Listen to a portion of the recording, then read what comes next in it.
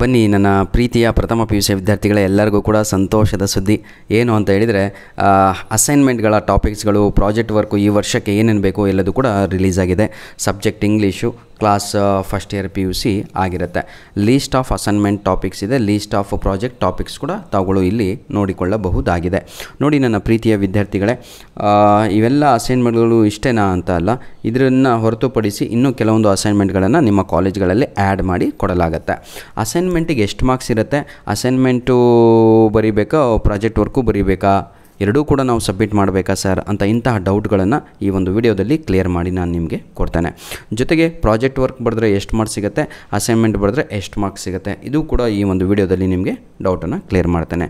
ಹಾಗೂ sir assignment ಬರೆದ್ರೆ ಎಷ್ಟು ಪೇಜ್ ಬರೀಬೇಕು, ಎದರಲ್ಲಿ ಬರೀಬೇಕು, ಹಾಗೂ ಪ್ರಾಜೆಕ್ಟ್ ವರ್ಕ್ ಬರೆದ್ರೆ ನಾವು ಎಷ್ಟು ಪೇಜ್ ಬರೀಬೇಕು, ಎದರಲ್ಲಿ ಬರೀಬೇಕು, ಇಂತಹ ಡೌಟ್ಗಳನ್ನು ಕೂಡ ನಾನು ನಿಮಗೆ ಕ್ಲಿಯರ್ ಮಾಡಿ ಕೊಡ್ತೇನೆ. ಚಿಂತೆ ಮಾಡಬೇಡಿ ಆಯಿತಾ. ಒಂದೊಂದಾಗಿ ನಾವು ಈ ಒಂದು ವಿಡಿಯೋದಲ್ಲಿ ಸಂಪೂರ್ಣವಾಗಿ ಈ ವರ್ಷಕ್ಕೆ ನಾವು ಯಾವೆಲ್ಲ ಸಬ್ಜೆಕ್ಟ್ಗಳಿಗೆ ಆಯಿತಾ ಅಸೈನ್ಮೆಂಟನ್ನು ಬರೀಬೇಕು, ಯಾವೆಲ್ಲ ಸಬ್ಜೆಕ್ಟ್ಗಳಿಗೆ ಪ್ರಾಜೆಕ್ಟ್ ವರ್ಕನ್ನು ಮಾಡಬೇಕು ಅನ್ನೋದ್ರ ಬಗ್ಗೆ ಡಿಸ್ಕಸ್ ಮಾಡ್ತಾ ನಾವು ಹೋಗೋಣ. ಬನ್ನಿ ನನ್ನ ಪ್ರೀತಿಯ ವಿದ್ಯಾರ್ಥಿಗಳೇ. ಲೀಸ್ಟ್ ಆಫ್ ಅಸೈನ್ಮೆಂಟ್ ಕ್ವಶನ್ಸ್ ಅಂತ ಇದೆ, ತಾವುಗಳು ನೋಡ್ಬೋದು. 5 ಅಸೈನ್ಮೆಂಟು ಕೊಡಲಾಗಿದೆ. ಯಾವುದು? If I was a chief minister of Karnataka, ನಾನೊಬ್ಬ ಕರ್ನಾಟಕದ ಮುಖ್ಯಮಂತ್ರಿಯಾಗಿದ್ದರೆ, ಮುಖ್ಯಮಂತ್ರಿ ಚೀಫ್ ಮಿನಿಸ್ಟರ್ ಅಂದರೆ ಏನೆಲ್ಲ ಬದಲಾವಣೆಯನ್ನು ಮಾಡ್ತಿದ್ದೆ. ಇದು ಕ್ರಿಟಿಸೈಸ್ ಕ್ವಶನ್ಸ್ ಆಗಿರುತ್ತೆ ಮಕ್ಕಳೇ. ಕಡಿಮೆ ಅಂದರೂ ಒಂದು 15 ಪೇಜನ್ನು ಏನಂತೀರ 8 ರಿಂದ 10 ಪೇಜ್ಗಳನ್ನು ತಾವುಗಳು ಅಸೈನ್ಮೆಂಟಿಗೆ ಬರಿಬೇಕಾಗಿರುತ್ತೆ. 8 ರಿಂದ 10 ಅರ್ಥ ಆಗುತ್ತಾ? 8 ರಿಂದ 10 ಪೇಜು ಅಸೈನ್ಮೆಂಟ್ಗಳನ್ನು ಬರಿಬೇಕಾಗಿರುತ್ತೆ. ಯಾರೆಲ್ಲ ಪ್ರಾಜೆಕ್ಟ್ ವರ್ಕಿಗೆ ಕೈ ಹಾಕ್ತಿರೋ, ನಾನು ಪ್ರಾಜೆಕ್ಟ್ ವರ್ಕ್ ಬರಿತೀನಿ ಅಂತ, ನಾಟ್ ಲೆಸ್ ದ್ಯಾನ್ 15 ಪೇಜಸ್, 15 ರಿಂದ 20 ಪೇಜು. ನಾನು ಹೇಳ್ತಾ ಇರೋದು ಕಡಿಮೆ 25 ಪೇಜ್ ಬರೀರಿ ಅಂತಾರೆ ನಿಮ್ಮ ಲೆಕ್ಚರ್ಸ್, ನೋಡ್ರಿ ಆಮೇಲೆ ಆಯಿತಾ. ಪ್ರಾಜೆಕ್ಟ್ ವರ್ಕ್ ಬಂದು ನಿಮಗೆ 15+ ಇರಬೇಕು. ಅದು ಎಲ್ಲ ಎದರಲ್ಲಿ ಬರಿಬೇಕು ಅಂದರೆ A4 ಶೀಟಲ್ಲೇ ಬರಿಬೇಕಾಗಿರುತ್ತೆ. ಯಾವುದು? ಕನ್ನಡ ಆಗಲಿ, ಇಂಗ್ಲೀಷ್ ಆಗಲಿ, ಹಿಂದಿ ಆಗಲಿ, ಸಂಸ್ಕೃತ ಆಗಲಿ, ಈ ಲ್ಯಾಂಗ್ವೇಜ್ಗಳು. ಇದನ್ನು ಹೊರತುಪಡಿಸಿ ಸರ್ ಎಷ್ಟು ಮಾರ್ಕ್ಸಿಗಿರುತ್ತೆ ಅಸೈನ್ಮೆಂಟ್ ಅಂತ ತಾವುಗಳು ನನಗೆ ಕೇಳೋದಾದರೆ, ಈ ಅಸೈನ್ಮೆಂಟ್ಗಳು ಬಂದು ನಿಮಗೆ ಕೇವಲ 10 ಮಾರ್ಕ್ಸಿಗಿರುತ್ತೆ. ಏನು ಸರ್ ನೀವು ಹಿಂಗೆ ಹೇಳ್ತೀರಾ, 20 ಮಾರ್ಕ್ಸಿಗೆ? ತಮ್ಮ 20 ಮಾರ್ಕ್ಸಿಗೆ ಇಂಟರ್ನಲ್ ಇರೋದು. ಆ 20 ಮಾರ್ಕ್ಸಲ್ಲಿ 10 ಮಾರ್ಕ್ಸ್ ಬಂದು ಅಸೈನ್ಮೆಂಟಿಗೆ ಅಥವಾ ಪ್ರಾಜೆಕ್ಟ್ ವರ್ಕಿಗೆ ಇರುತ್ತೆ. ಸರಿ, ಎರಡೂ ಬರೀಬೇಕಾ ಅಂತ ಡೌಟನ್ನು ಕೇಳುವವರಿಗೆ ಎರಡೂ ಬರೆಯೋ ಅವಶ್ಯಕತೆ ಇರಲ್ಲ. ತಾವುಗಳು ಅಸೈನ್ಮೆಂಟನ್ನು ಚೂಸ್ ಮಾಡ್ಕೊಂಡ್ರೆ ಪ್ರಾಜೆಕ್ಟ್ ವರ್ಕ್ ಬರೆಯೋ ಅವಶ್ಯಕತೆ ಇರಲ್ಲ, ಪ್ರಾಜೆಕ್ಟ್ ವರ್ಕ್ ಚೂಸ್ ಮಾಡ್ಕೊಂಡ್ರೆ ಅಸೈನ್ಮೆಂಟ್ ಬರೆಯೋ ಅವಶ್ಯಕತೆ ಇರಲ್ಲ. ಅರ್ಥ ಆಗುತ್ತಲ್ವ? ಇದು ಕೇವಲ 10 ಮಾರ್ಕ್ಸಿಗಿರುತ್ತೆ. ಈ 10 ಮಾರ್ಕ್ಸಲ್ಲೂ ಕೂಡ ಡಿವೈಡ್ ಮಾಡಿದ್ದಾರೆ. ಏನು ಅಂತ ಹೇಳಿದರೆ 5 ಮಾರ್ಕ್ಸು ನಿಮ್ಮ ಬರವಣಿಗೆಗೆ ಸಿಗುತ್ತೆ. ಬರವಣಿಗೆ ಅಂತ ಹೇಳಿದರೆ ಹಾರ್ಡ್ ಕಾಪಿ ಬರೆದಾದ್ಮೇಲೆ ನೀವು ಸ್ಟಾಪಲ್ ಮಾಡಿ ಸಬ್ಮಿಟ್ ಮಾಡ್ತೀರಲ್ವ, ಆ ಸಬ್ಮಿಷನಿಗೆ 5 ಮಾರ್ಕ್ಸ್ ಇರುತ್ತೆ. ಬರೆದಿದ್ದಾನೆ ಹುಡುಗ ಅಂತ. 3 ಮಾರ್ಕ್ಸು ಪ್ಲಸ್ 2 ಮಾರ್ಕ್ಸ್ ಅಂತ ಮತ್ತೆ ಅದರಲ್ಲಿ ಡಿವೈಡ್ ಮಾಡಿದ್ದಾರೆ. 10 ಅಲ್ವಾ, 10ರಲ್ಲಿ 5 + 3 + 2 ಅಂತ. ನೋಡಿ, 3 ಮಾರ್ಕ್ಸು ನಿಮ್ಮ ಪ್ರೆಸೆಂಟೇಷನಿಗಿರುತ್ತೆ. ಪ್ರೆಸೆಂಟೇಷನ್ ಅಂತ ಹೇಳಿದರೆ ಹುಡುಗ ಅಸೈನ್ಮೆಂಟನ್ನು ಸಬ್ಮಿಟ್ ಮಾಡಿದ್ದಾನೆ, ಎಷ್ಟು ನೀಟಾಗಿ ಬರೆದಿದ್ದಾನೆ, ಎಷ್ಟು ಕಲರ್ಫುಲ್ ಆಗಿದೆ, ಎಷ್ಟು ಕ್ರಿಯೇಟಿವ್ ಆಗಿದೆ, ಅದರಲ್ಲಿ ಪಿಕ್ಚರ್ಸ್ ಇದ್ದಾವೋ ಇಲ್ಲೋ, ಬಾರ್ಡ್ರ್ ಹಾಕಿದಾನೋ ಇಲ್ಲೋ, ಹ್ಯಾಂಡ್ ರೈಟಿಂಗ್ ಚೆನ್ನಾಗಿದೆಯೋ ಇಲ್ಲೋ, ಮೇನ್ ಪಾಯಿಂಟ್ಸಿಗೆ ಅಂಡರ್ಲೈನ್ ಹಾಕಿದಾನೋ ಇಲ್ವೋ, ಇದನ್ನೆಲ್ಲ ಅದರಲ್ಲಿ ಕನ್ಸಿಡರ್ಡ್ ಮಾಡಲಾಗುತ್ತೆ. ಆವಾಗ ಮಾತ್ರ ನಿಮಗೆ 10 ಔಟ್ ಆಫ್ 10 ಸಿಗುವಂಥದ್ದು. ಇನ್ನೂ 2 ಮಾರ್ಕ್ಸು ಸರ್ 8 ಆಯ್ತಲ್ವ, ಇನ್ನೂ 2 ಮಾರ್ಕ್ಸು ಬಂದು ನಿಮಗೆ ವೈವಾ ಅಂತ ಹೇಳ್ತಾರೆ. ವೈವಾ ಅಂತ ಹೇಳಿದರೆ ಮಗುಗೆ ಈಗ ನೋಡಿ, if I was the chief minister of Karnataka ಅಂತ ಇರುತ್ತೆ. ಇಂಥದನ್ನು ಒಂದೇ ಟಾಪಿಕ್ ಒಂದು 3 ಜನ ಕೊಟ್ಟಿರ್ತಾರೆ ಕ್ಲಾಸಲ್ಲಿ. ತಮ್ಮ ನಿಂತಂಬರ್ಲೆ ಅಂತ ಅಸೈನ್ಮೆಂಟ್ ಹೋಗಿ ಕಾಪಿ ಮಾಡಿ ಪಟ ಅಂತ ತಂದು ಇಟ್ಟುಬಿಡ್ತಾನೆ. ಕ್ಲಾಸಲ್ಲಿ ಟೀಚರ್ ಎಬ್ಸ್ಬಿಟ್ಟು, ಹೇಳಪ್ಪ ಸ್ವಲ್ಪ ನೋಡೋಣ, if you are the chief minister of this Karnataka, what would have done to this state ಅಂತ, ಈ ಒಂದು ರಾಜ್ಯಕ್ಕೆ ಏನೆಲ್ಲ ಮಾಡ್ತಿದ್ದೆಪ್ಪ ಹೇಳು ಅಂತ.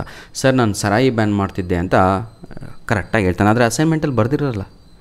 ಅಸೈನ್ಮೆಂಟಲ್ಲಿ ಏನು ಬರೆದಿದ್ದಾನೋ ಅದನ್ನು ರಿಲೇಟೆಡಾಗಿ ಮಗುಗೆ ಯಾಕೆ ಅಸೈನ್ಮೆಂಟು ಹಾಗೂ ಪ್ರಾಜೆಕ್ಟ್ ವರ್ಕ್ ಕೊಡ್ತಾರೆ ಅಂತ ಹೇಳಿದರೆ, ಸ್ವಲ್ಪ ಈ ಸಮಾಜದ ಬಗ್ಗೆ ಗೊತ್ತಾಗಲಿ, ಸ್ವಲ್ಪ ಏನಂತೀರ ಮೈಂಡಿಗೆ ವರ್ಕ್ ಕೊಡಲಿ, ಸ್ವಲ್ಪ ಕ್ರಿಯೇಟಿವ್ ಆಗಲಿ ಮಗು, ಸ್ವಲ್ಪ ಇಂಟ್ರೆಸ್ಟನ್ನು ಕೊಡಲಿ ಆ ಸಬ್ಜೆಕ್ಟಲ್ಲಿ, ಹಾಗೂ ಸ್ವಲ್ಪ ಓಡಾಡಲಿ ಆಯಿತಾ, ಜನರ ಬೆರಿಕೆ ಬರಲಿ, ಸಮಾಜ ಪ್ರಾಣಿಯಾಗಲಿ ಅಂತ.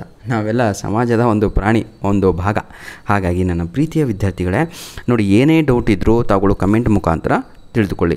ಇವೆಲ್ಲ ಕ್ವಶನ್ಸ್ಗಳಿಗೆ ಆನ್ಸರ್ಗಳನ್ನು ಈ ಒಂದು ವಿಡಿಯೋದ ಡಿಸ್ಕ್ರಿಪ್ಷನ್ ಬಾಕ್ಸಲ್ಲೇ ಕೊಟ್ಟಿರ್ತೇನೆ. ಅಲ್ಲಿ ಇಲ್ಲಿ ಹೋಗಿ ಹುಡ್ಕೊಂಡು 4,500 ವಿಡಿಯೋ ಅಪ್ಲೋಡ್ ಮಾಡಿದ್ದೇನೆ. ನಿಮಗೆ ಹುಡುಕ್ಲಿಕ್ಕೆ ಆಗಲ್ಲ ನನ್ನ ಒಂದು ಯೂಟ್ಯೂಬ್ ಚಾನಲಲ್ಲಿ. ಅದಕ್ಕಾಗಿ ನಾನು ಹೇಳುತ್ತಿರುವಂಥದ್ದು ಮಕ್ಕಳೇ, ಈ ಒಂದು ಏನಂತೀರ ಲೀಸ್ಟ್ ರೆಡಿ ಮಾಡಿರುವಂಥದ್ದು, ಈ ಒಂದು ಏನಂತೀರ ಪ್ರಾಜೆಕ್ಟ್ ಲೀಸ್ಟ್ ರೆಡಿ ಆಗಿರುವಂಥದ್ದು, ಅಸೈನ್ಮೆಂಟ್ ಲೀಸ್ಟು, ಇದು ದಾವಣಗೆರೆ ಜಿಲ್ಲೆಯ ಆಯಿತಾ ಡಿಸ್ಟಿಕ್ ಇಂಗ್ಲೀಷ್ ಫೋರಮ್ ದಾವಣಗೆರೆ ಈ ಒಂದು ಜಿಲ್ಲೆಯಿಂದ ರೆಡಿ ಆಗಿರುವಂಥದ್ದಾಗಿರುತ್ತೆ. ಸಬ್ಜೆಕ್ಟ್ ಇಂಗ್ಲೀಷು ಪ್ರಥಮ PUC ಕಾಮರ್ಸ್ ಆಗಿರ್ಬೋದು, ಸೈನ್ಸ್ ಆಗಿರ್ಬೋದು, ಅಥವಾ ಆರ್ಟ್ಸ್ ವಿದ್ಯಾರ್ಥಿಗಳಾಗಿರ್ಬೋದು, ಯಾವುದೇ ಕಾಲೇಜ್ ಆಗಿರ್ಬೋದು, ಯಾವುದೇ ಜಿಲ್ಲೆ ಏನಂತೀರ ತಾವುಗಳು ಹಳ್ಳಿನಲ್ಲಿರ್ಬೋದು, ದಾವಣಗೆರೆಗೆ ಒಳಪಟ್ಟಂಥ ಎಲ್ಲರಿಗೂ ಕೂಡ ಈ ಒಂದು ಲೀಸ್ಟು ಸರ್ಕ್ಯುಲೇಟ್ ಆಗಿರುತ್ತೆ. ಧನ್ಯವಾದಗಳು. ನಿಮ್ಮ ಪ್ರೀತಿ ವಿಶ್ವಾಸ ಸದಾ ನಮ್ಮ ಜೊತೆ ಹೀಗೆ ಇರಲಿ. ನೋಡಿ ಸರ್, ಎಲ್ಲ ಪಾಠಗಳು ಇಲ್ಲಿ ಟಾಪಿಕ್ಸ್ ಕೊಟ್ಟಿರುವಂಥದ್ದು ನಮ್ಮ ಚಾಪ್ಟರ್ಗೆ ರಿಲೇಟೆಡ್ ಆಗಿರುತ್ತೆ. ಯಾಕಂದರೆ ನೋಡಿ, ನಮಗೆ ಒಂದು ಪದ್ಯ ಇದೆ, if I was a tree ಅಂತ. ಹಾಗಾಗಿ ಅಲ್ಲಿ ಟ್ರೀ ಅಂತ ತೆಗೆದು if I was the chief minister of this Karnataka ಅಂತ ಕೊಟ್ಟಿದ್ದಾರೆ. ತಮ್ಮ ನಿಲುವನ್ನು ತಾವುಗಳು ಇಲ್ಲಿ ಕೊಡಬೇಕು. Next right one of your favourite Panchatantra stories ಅಂತ ಇದೆ ಆಯಿತಾ. Panchatantra stories with A moral ಅಂತ ಇದೆ. ನೀತಿಕತೆಯ ಬಗ್ಗೆ ಒಂದು ಇದನ್ನು ಬರೀರಲೆ ಅಂತ. ಇದು ನಮಗೆ ಒಂದನೆಯ ಒಂದು ಪಾಠ ಇದು, ದಿ ಜೆಂಟಲ್ಮ್ಯಾನ್ ಆಫ್ ದಿ ಜಂಗಲಲ್ಲಿ ಪ್ರಾಣಿಗಳನ್ನು ನೋಡಿದಾಗ ನಮಗೆ ಅನಿಸುತ್ತೆ ಇದು ಹಾಗೇನೋ ಇದು ಅಂತ. ಆ ರೀತಿಯಾಗಿ ಒಂದು ಚಿತ್ರಣವನ್ನು ತಾವುಗಳು ಕೊಡಬೇಕಾಗತ್ತೆ. Discuss about the problems being faced by the farmers in India ಅಂತ ಇದೆ. ನಿಮಗೆ ಕ್ವಶನ್ ನಂಬರ್ 3 ನಿಮಗೆ ಒಂದು ಪದ್ಯ ಇದೆ ಕಣ್ರಪ್ಪ, ಫಾರ್ಮರ್ಸ್ ವೈಫ್ ಅಂತ ಇದೆ ಆಯಿತಾ. ಯಾವ ರೀತಿಯಾಗಿ ಫಾರ್ಮರಿನ ಸಂಸಾರ ಕಷ್ಟವನ್ನು ಅನುಭವಿಸುತ್ತೆ, ಫಾರ್ಮರಿನ ಪ್ರೆಸೆನ್ಸಲ್ಲಿ ಹಾಗೂ ಆಬ್ಸೆನ್ಸಲ್ಲಿ ಎರಡೂ ಕೂಡ ತಾವುಗಳು ಇಲ್ಲಿ ಪ್ರೆಸೆಂಟ್ ಮಾಡಬೇಕಾಗಿರುತ್ತೆ.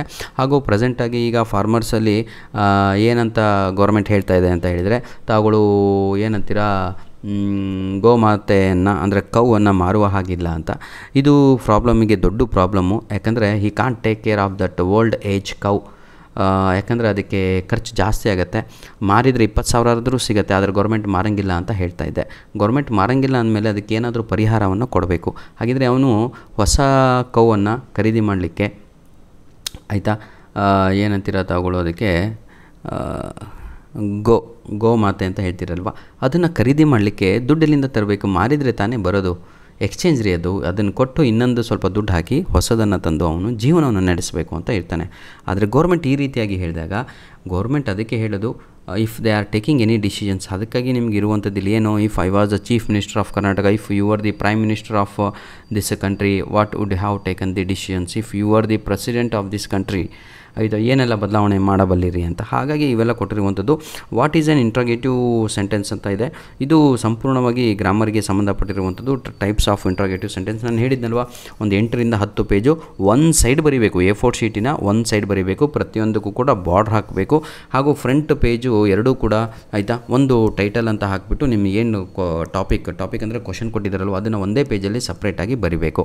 ಹಾಗೂ ಇನ್ನೂ 2 ಪೇಜು ಒಂದು ಕವರಿಂಗ್ ಪೇಜ್ ಅಂತ ಕರಿತೀವಿ, 2 ಮುಂದ್ಗಡೆ ಇರುವಂಥದ್ದು.